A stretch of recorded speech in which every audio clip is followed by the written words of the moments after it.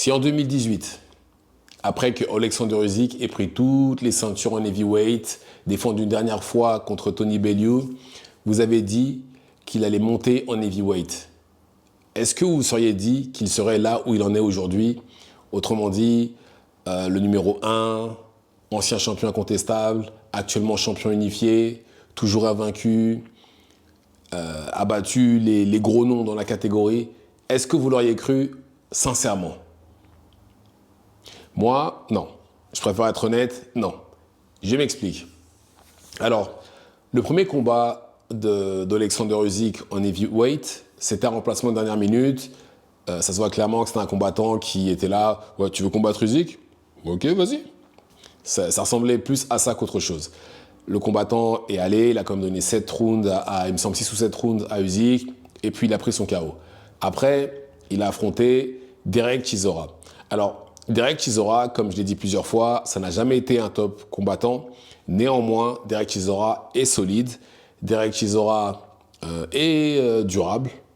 Derek Chisora est tenace. Enfin bref, c'est un excellent test pour les combattants qui soit ont besoin d'un tune-up ou les combattants qui sont en train de monter et qui ont besoin de voir où ils en sont par rapport à leur niveau.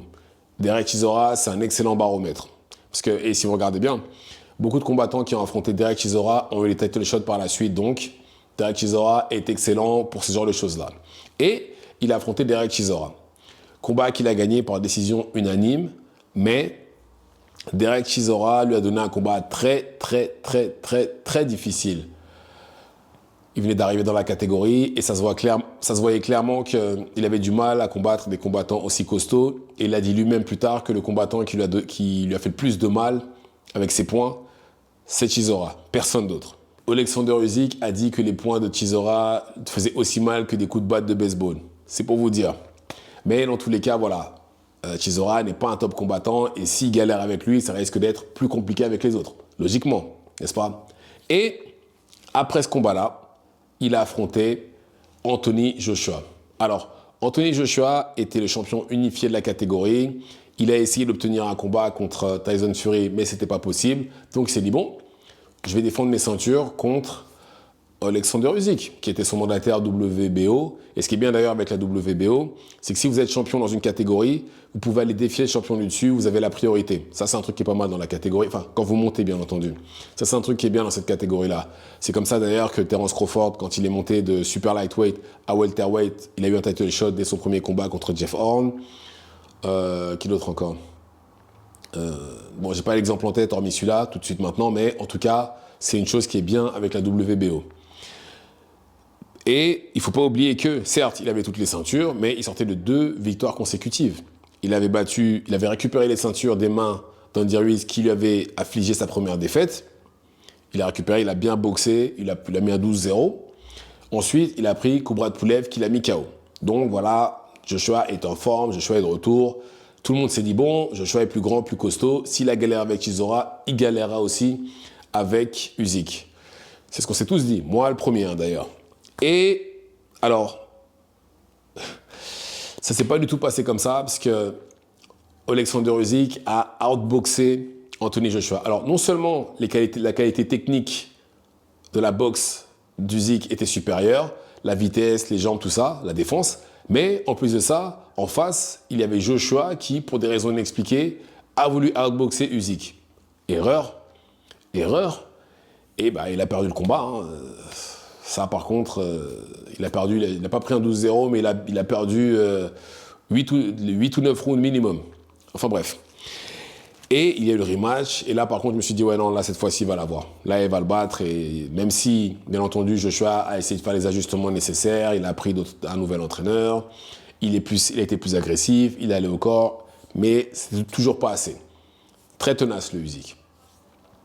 Et il a conservé ses ceintures. Et ensuite, il a affronté Tyson Fury. Là, pareil, je me suis dit au premier combat, je me suis dit, ah ouais, là, par contre, Tyson Fury, ça va être compliqué pour lui quand même. Et encore une fois, là, c'était pour les 4 ceintures.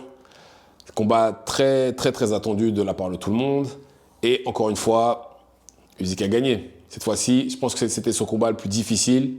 Parce que là, il a eu en face de lui quelqu'un qui, techniquement, était vraiment au-dessus de la mêlée. Certes, techniquement, c'est en dessous d'Usyk, mais il est au-dessus de la mêlée par rapport à tout ce qui est Joshua, etc. Et encore une fois, il a gagné, cette fois-ci par décision partagée. C'était un combat difficile où il a fait les ajustements nécessaires, où je pense qu'il aurait pu avoir un KO au 9e round, mais voilà, vous savez comment sont les arbitres avec Fury. Pour des raisons inexpliquées, ils ne veulent pas l'arrêter. Ils lui laissent toujours les chances à lui. Ou laisser l'action continuer de façon à voir si éventuellement l'adversaire peut le mettre KO. Bizarrement avec Fury, il n'y a jamais ça. Et il a battu, et il a encore battu ce week-end lors du rematch. Cette fois-ci par décision unanime. Et là, il a clairement mis... moi, j'ai vu 7 rounds solides pour Usyk et 5 pour Fury. Et le scoring de l'IA a donné 8-4, je crois, un truc comme ça. Enfin bref. En tout cas, non, les 3 juges ont donné 8-4 pour Usyk. Je suis d'accord avec le scoring aussi. Mais dans tous les cas, voilà, je ne pense vraiment pas, moi... Si on m'avait posé la question quand il est monté, je me serais dit non, il n'est pas assez costaud, il n'est pas prêt. Ils vont lui rouler dessus. Et au final, non. Là, sa technique, sa vitesse, sa ténacité ont fait qu'il a battu tout le monde en heavyweight. Et j'ai oublié de préciser aussi, j'ai oublié de parler du combat contre Daniel Dubois. Il a battu Daniel Dubois aussi. Certes, bon, le coup au corps, en dessous de la ceinture... Franchement, je sais pas trop. Je sais pas trop. Moi, personnellement, j'ai vu le coup dans le ventre, pas en dessous de la ceinture. Après, c'est l'appréciation de chacun. Mais dans tous les cas, Daniel Dubois a dû gagner 2 rounds et le reste du temps, il était dépassé par la vitesse, par les contres, par Usyk tout court, parce que toutes les qualités d'Usyk étaient en démonstration ce soir-là. Et... donc voilà, et vous savez, normalement, avant qu'Usyk ne monte, bien entendu, quand tout le monde était invaincu aux alentours de 2018, tout le monde pensait que ce serait un du Big 3 qui serait actuellement le numéro 1. Autrement dit, le Big 3 de l'époque, c'était Deontay Wilder, invaincu, champion WBC, je sais pas, une dizaine de défenses de titres.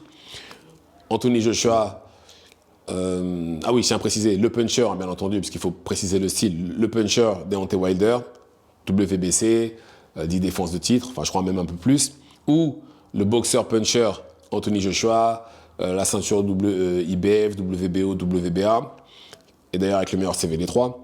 Et enfin, Tyson Fury qui lui à ce moment-là n'avait plus de ceinture, mais qui restait champion linéal et qui était un pur boxeur. Tout le monde pensait que c'était un des 3. Deontay Wilder, je pense que Deontay Wilder c'est clairement du gâchis et... J'ai envie de dire, ce qui lui arrivait avec Fury, ça aurait pu être quelqu'un d'autre. Je dis ça pourquoi ? Parce que c'était juste une question de temps avant que quelqu'un ne montre que Wilder n'a que sa main droite et zéro technique. C'était juste une question de temps en fait. C'est tombé sur Fury, ça aurait pu être justement quelqu'un de l'élite parce que si vous regardez bien, Deontay Wilder n'a affronté absolument personne. Luis Ortiz, c'est tout. Et le reste, c'est que des combattants qui plutôt moyens. Ensuite, Anthony Joshua, lui par contre, la pression, il l'a subi mal et on l'a vu. Hein. Les 2 combattants qui l'ont mis hormis Usyk, les 2 combattants qui l'ont mis la pression l'ont battu. Les 2. Et il s'est fait outboxer 2 fois par Usyk.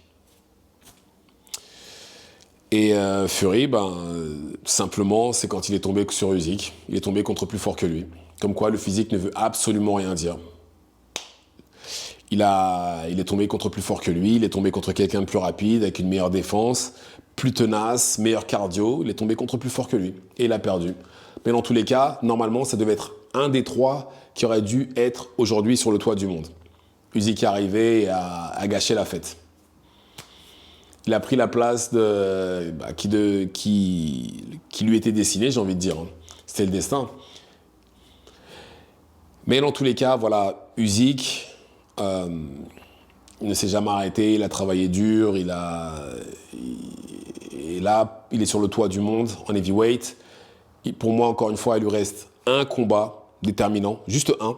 Après, c'est bon, il peut arrêter, sa mission elle est accomplie. Et c'est le combat, comme j'ai dit, contre le vainqueur de Parker, contre Dubois. C'est le dernier combat qui lui reste pour moi, parce qu'en gagnant ce combat-là, il serait une deuxième fois champion incontestable dans la catégorie heavyweight et 3 fois en tout, ce qui serait juste énorme et ce serait le premier à le faire. Donc pour moi, c'est la seule chose qui lui reste à accomplir.